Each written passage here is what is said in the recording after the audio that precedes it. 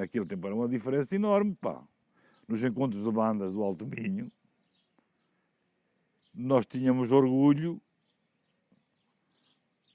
de pertencer à banda de Tangil.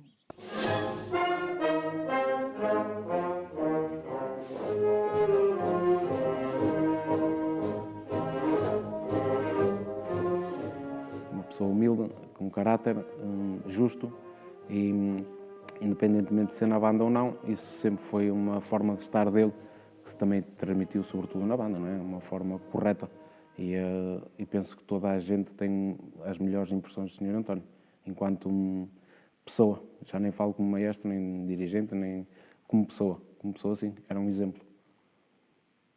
Como ele também tinha passado por a vida militar, já trazia a escola militar, era uma pessoa com muitas regras, com muita disciplina e, acima de tudo, com muito respeito. Além do profissionalismo que ele tinha, era uma pessoa com muito respeito e que nós víamos como referência e que sabíamos que também, ao mesmo tempo, nos ajudou na nossa formação como homens.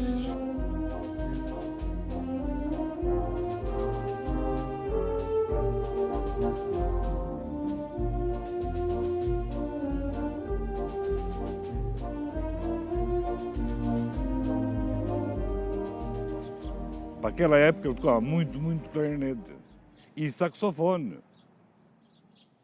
Mas no clarinete era mesmo muito bom. E comecei a aprender com ele, pá. É lógico, eu e outros que foram aperfeiçoando, como te falei há um bocado, o Carlos, depois o filho dele. Calhou de nós, em Tagil, termos uma pessoa que sabia o que estava a fazer, que era mesmo clarinetista. Por isso é que os clarinetes de Tagil foram sempre distinguidos com um timbre e com uma afinação completamente diferente. Ele era músico, tocava clarinete. Andei, eu não sei se foi 2 ou 3 anos com o Tijoão, e ele como músico. E depois o Tijoão já não podia e tomou ele conta.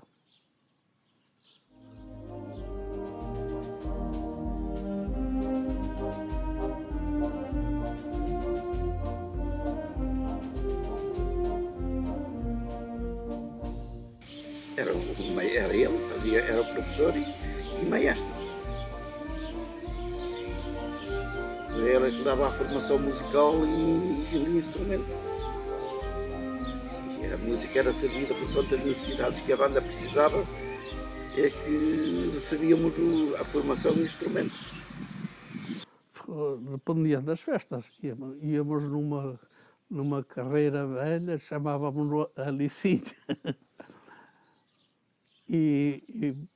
Por exemplo, para Santa Rita não havia estrada, era estrada, não havia alcatrão, e íamos naqueles caminhões, íamos dentro.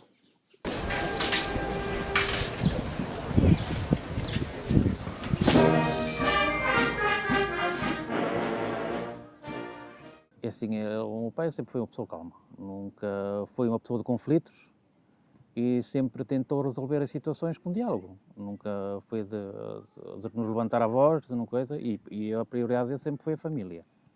Uma das grandes paixões dele, da vida, foi a banda, a música.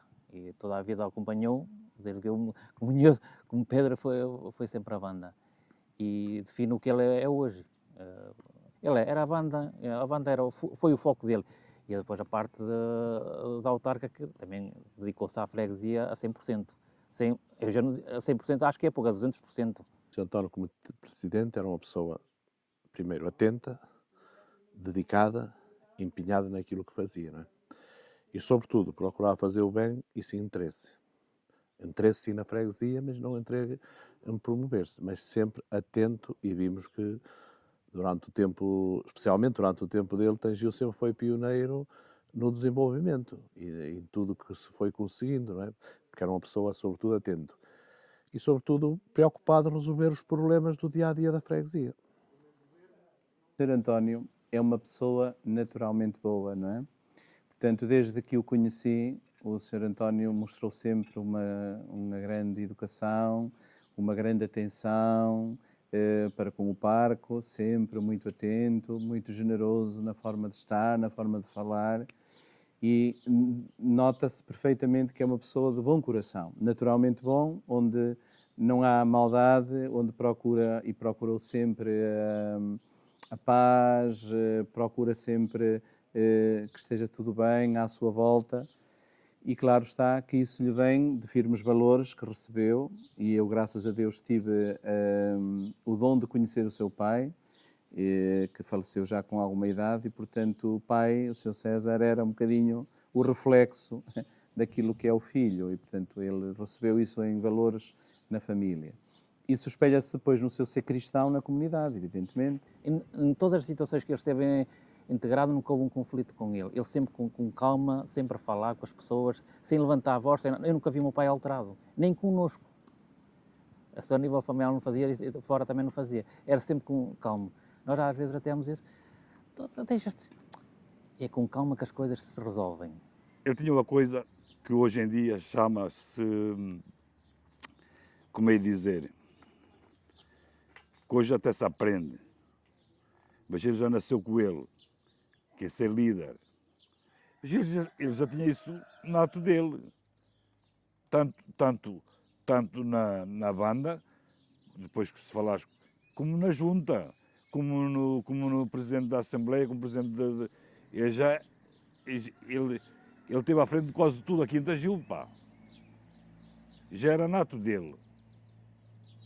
Já é uma coisa que nasceu com ele.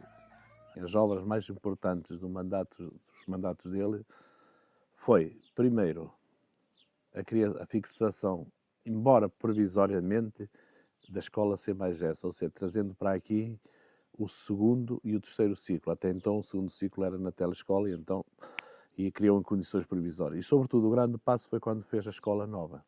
E tudo foi muito se deve à influência política que ele soube tirar partido dela.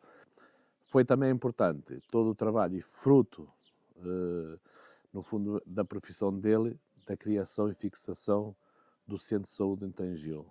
Ou seja, no fundo foi ele que deu os primeiros passos para a obra ser inscrita no Orçamento do Estado, com verba própria. Já não foi inaugurada nem começada no tempo dele, mas sobretudo o alicerce foi dado por ele. Também foi muito importante, e eu lembro, e já estava com ele, quando, portanto, ampliámos a sede da GNR para sim fixar lá definitivamente a GNR com condições dignas e bastante avançadas em relação àquilo que tinha.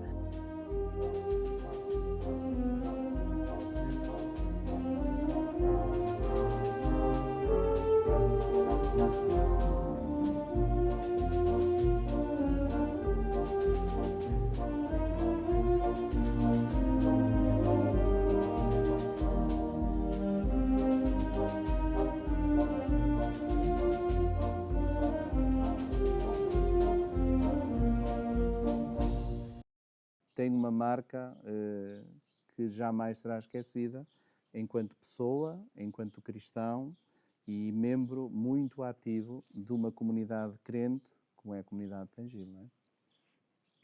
Que ele corra todo o melhor possível. Para mim marcou-me, pronto. E agradeço-lhe tudo o que me fez por mim.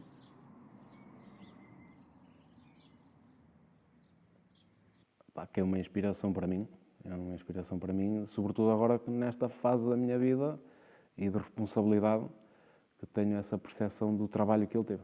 Sobretudo, um obrigado. Um obrigado por tudo quanto deu dele à freguesia, quanto deu à coletividade, quanto deu a todos, por tudo aquilo que se alcançou.